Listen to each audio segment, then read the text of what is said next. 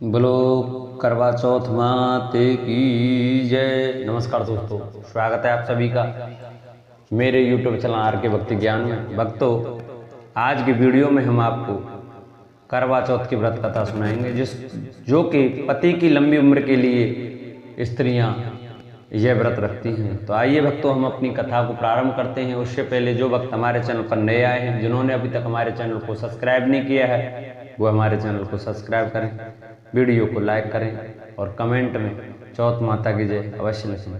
करवा चौथ के दिन अगर आप व्रत की पूरी कथा को पूरी श्रद्धा से पढ़ते और सुनते हैं तो आपके जीवन में सौभाग्य बना रहता है। इसे सुनने से पढ़ने से पति की उम्र भी बढ़ती है। करवा चौथ हिंदू कैलेंडर का एक महत्वपूर्ण त्यौहार है, जिस दिन सुहागिन महिलाएं पूरे दिन निर्जला उपवास करके पति की लंबी उम्र की प्रार्थना करती हैं। ऐसा माना जाता है कि जो महिला श्रद्धा पूर्वक व्रत और उपवास करती है, उसकी सभी मनोकामनाएं पूर्ण होने के साथ पति को दीर्घायु का वरदान मिलता है। दिन भर निर्जला व्रत करने के बाद रात में चंद्रमा के दर्शन के पश्चात ही जल और अन्न ग्रहण करने का विधान है। करवा चौथ के दिन पूजन की कई नियमों में से एक इसकी कथा का पाठ करना भी है। मान्यता है कि जो स्त्री इस व्रत की कथा को सुनती और पढ़ती है, उसे सौभाग्य का वरदान प्राप्त होता है। एक समय की बात है, एक साहूकार के 7 पुत्र और एक पुत्री थी। पुत्री अपने भाइयों की अकेली बहन थी, इस वजह से उसे सभी भाई बहुत प्रेम करते थे। एक बार कार्तिक मास के कृष्ण पक्ष की चतुर्थी तिथि को साहूकार की पत्नी समेत उसकी 7 बहुओं और पुत्री ने करवा चौथ का व्रत किया। रात्रि के समय जब साहूकार के सभी लड़के भोजन करने बैठे तो उन्होंने अपनी बहन से भी भोजन का आग्रह किया। इस बात पर बहन ने कहा कि भैया, आज करवा चौथ का व्रत है, उसने भी रखा है और चंद्रमा के दर्शन के पश्चात ही कुछ खा सकती है। चांद के निकलने पर उसे अर्घ देकर ही वो अन्न और जल ग्रहण कर सकती है। साहूकार के बेटे अपनी बहन से बहुत प्रेम करते थे और उन्हें अपनी बहन का भूख से व्याकुल चेहरा देख बेहद दुख हुआ। अपनी बहन का यह हाल देखकर उन्हें ऐसा विचार आया कि यदि चंद्रमा जल्दी ही निकल आए तो उनकी बहन व्रत का पारण कर सकती है। इस वजह से साहूकार के बेटे नगर के बाहर गए और वहां एक पेड़ पर चढ़कर अग्नि जला दी। कर वापस आकर उन्होंने अपनी बहन से कहा, देखो बहन, चंद्रमा निकल आया है, तुम अर्घ देकर भोजन ग्रहण कर सकती हो। साहूकार की बेटी ने अपनी भाभियों से भी चंद्रमा के दर्शन करके व्रत खोलने को कहा, लेकिन उनकी भाभियों ने इस बात से मना कर दिया और बताया कि अभी चांद नहीं निकला है। बल्कि उनके भाइयों ने प्रेमवश और बहन को भूख से व्याकुल देखकर ही नकली चांद दिखा दिया है। बहन ने भाभियों की बात को अनसुना कर दिया और अपने भाइयों की बात मानकर भाइयों द्वारा दिखाए गए नकली चांद को अर्घ देकर अन्न जल ग्रहण कर लिया। इस प्रकार बहन का करवा चौथ का व्रत भंग होने की वजह से भगवान श्री गणेश साहूकार की बेटी पर अप्रसन्न हो गए। गणेश जी की अप्रसन्नता के कारण उस लड़की का पति जल्दी ही बीमार हो गया और वह घर से बचा हुआ सारा धन उसकी बीमारी में व्यय हो गया। साहूकार की बेटी को जब अपने किए हुए दोषों का पता लगा तो उसे बहुत पश्चाताप हुआ। उसने गणेश जी से क्षमा प्रार्थना की और विधि पूर्वक चतुर्थी का व्रत शुरू किया। उसने विधि से पूजन करके चंद्रमा को अर्घ देकर अपना उपवास पूरा किया और वहां उपस्थित सभी लोगों का आशीर्वाद ग्रहण किया।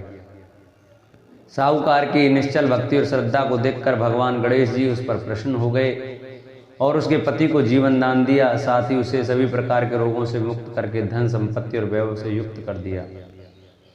बोलो करवा चौथ माता की जय। करवा चौथ माता का कथा का महत्व। ऐसी मान्यता है कि करवा चौथ की पूजा तभी पूर्ण मानी जाती है जब पूजा के साथ इस कथा का पाठ किया जाता है। जो स्त्रियां करवा चौथ के दिन पूजन के साथ इस कथा का पाठ करती हैं और चंद्रमा को अर्घ देती हैं, करवा माता उनके पति को दीर्घायु देती हैं और साहूकार की बेटी की तरह उनके पति पर भी सदैव भगवान गणपति की कृपा बनी रहती है।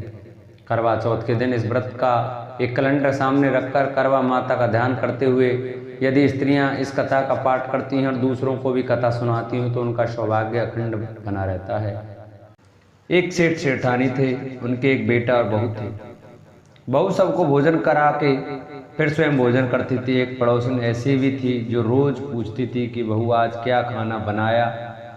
और क्या खाया? बहू कहती, ठंडोवासी। एक दिन उसके पति ने ऐसा सुनकर विचार किया कि आज तो पकवान बनाए जाएं, फिर देखें कि मेरी पत्नी क्या कहती है।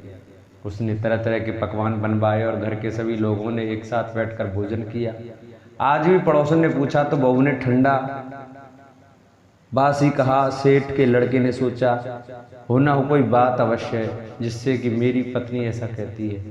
उसने पत्नी से पूछा, तुम रोज ठंडा बासी खाया ऐसा क्यों कहती हो, जबकि आपने सबने एक साथ बैठकर कई तरह के पकवान खाए। उसकी पत्नी बोली, अब आपने जो खा रहे हैं वह आप बाप बूढ़ों की कमाई है। जिस दिन आप कमा कर लाओगे उस दिन मैं समझूंगी कि ताज़ा भोजन कर रहे हैं।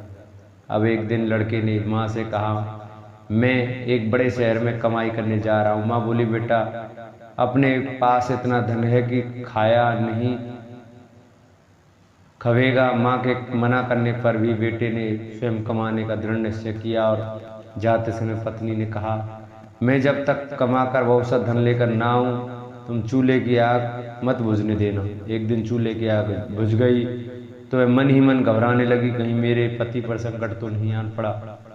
जल्दी से पड़ोस में से आग लगाकर चूल्हे में रख दूं, ऐसा विचार करके पड़ोस में गई। वहाँ पड़ोसन चौथ माता का व्रत कर रही थी। पड़ोसन ने कहा, थोड़ी देर में आकर ले जाना।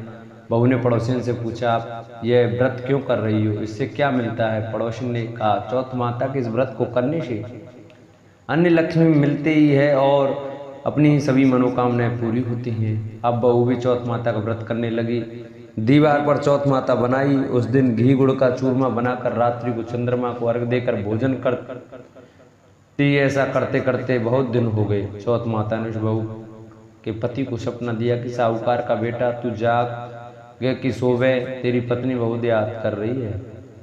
घर जाकर उसकी चिंता मिटा, तू दुकान खोलकर क्यों केसर का पगल्या बना के बैठ जाना, आज तेरा हिसाब किताब चुकता हो जाएगा। अब तो चौथ माता ने जैसा कहा था वैसा ही हुआ। उसने घर जाने की तैयारी की और गाड़ी भर के धन दौलत लेकर चल दिया। रास्ते में एक बड़ा सा काला नाग फन फैलाए बैठ गया और कहने लगा, आज तो मैं तुझे डसूंगा, छोड़ूंगा नहीं, आज तेरी आयु पूरी हो गई है। सेठ ने लड़के से कहा, सेठ के लड़के ने कहा, चौथ माता ने मुझे सपना दिया तो मैं पत्नी से मिलने जा रहा हूँ। वहाँ मेरी पत्नी बहुत चिंता कर रही है, मैं उससे मिलकर जरूर आऊँगा, तुम मुझे डस लेना। नाग ने कहा, तुम शपथ पूर्वक कहकर जाओ, मैं तुम्हें जाने दूंगा, लौट कर नहीं आए तो तुम्हारे घर आकर मैं तुम्हें डस लूँगा। इस प्रकार सर्प को वचन देकर वह अपने घर पहुँचा।